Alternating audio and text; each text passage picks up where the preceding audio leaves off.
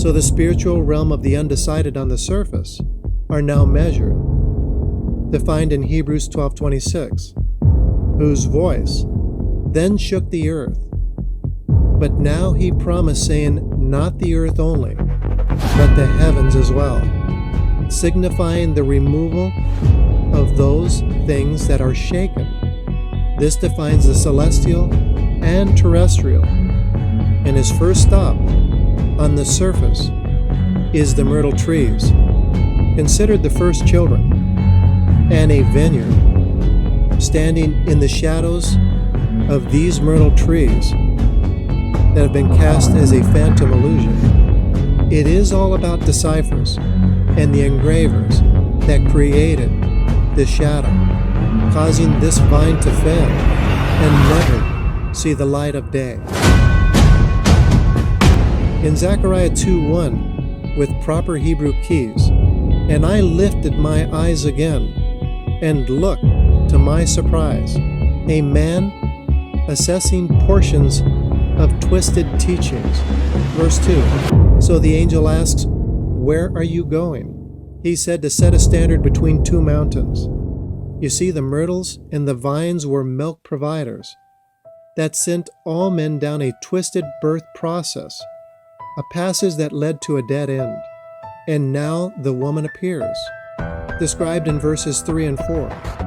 Run and speak to this young man, saying, the woman is the bride of habitation and is the place of decision or separation. And the great number cast in at once of this four-legged beast is the belly of the beast. So now verse 5 makes sense.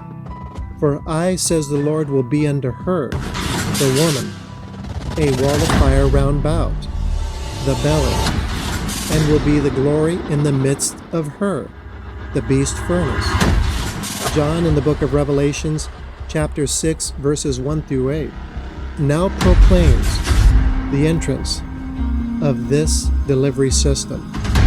A man in 4 categories of color, not 4 horsemen.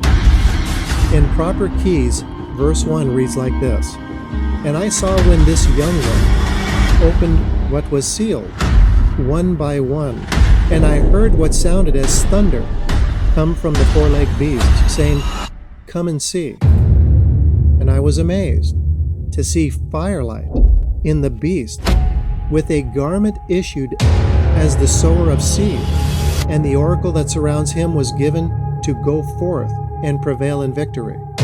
This young man is her firstborn, the mother, firelight from the core of earth. So now the red furnace appears in verse 4.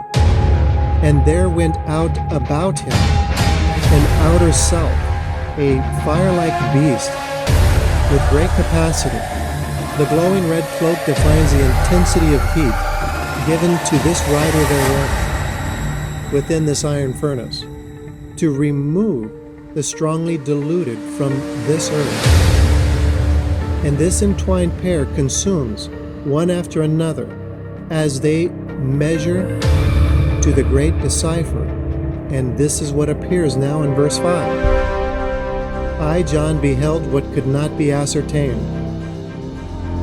And by closer inspection, lo, I see black ink that sits in opposition to what was intensely spread throughout this world.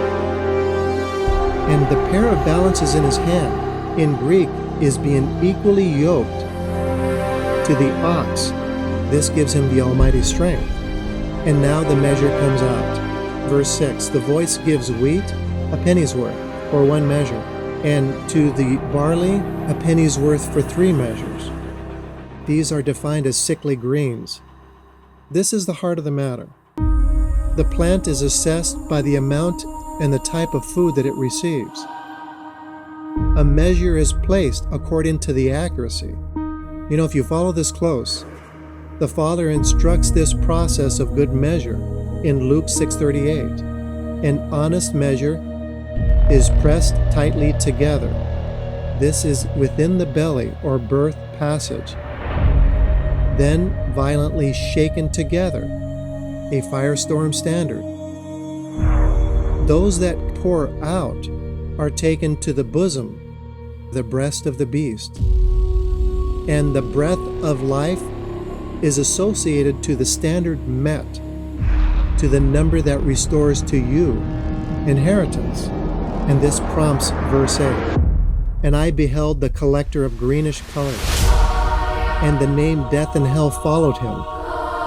And power was given to this beast to consume those measured by decipher, as famine, growth of desolation. And the second death is the delivery to the black hole by this beast. Thank you for listening, and God bless you.